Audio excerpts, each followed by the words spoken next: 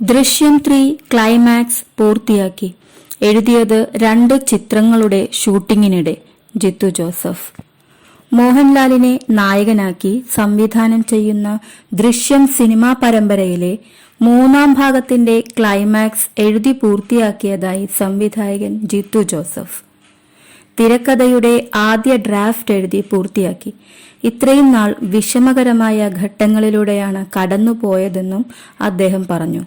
മൂവാറ്റുപുഴ നിർമ്മല കോളേജിൽ film and drama ക്ലബിന്റെ ഉദ്ഘാടനം നിർവഹിച്ച് സംസാരിക്കുകയായിരുന്നു ജിത്തു. കോളേജിലെ പൂർവ്വ വിദ്യാർത്ഥി കൂടിയാണ് ജിത്തു. ഇന്നലെ രാത്രിയാണ് ദൃശ്യം 3യുടെ ക്ലൈമാക്സ് എഴുതി പൂർത്തിയാക്കിയത്. ആദ്യ പ്രതി എഴുതി തീർത്തു. ഇത്രയും നാൾ അതിന്റെ ടെൻഷനിലായിരുന്നു.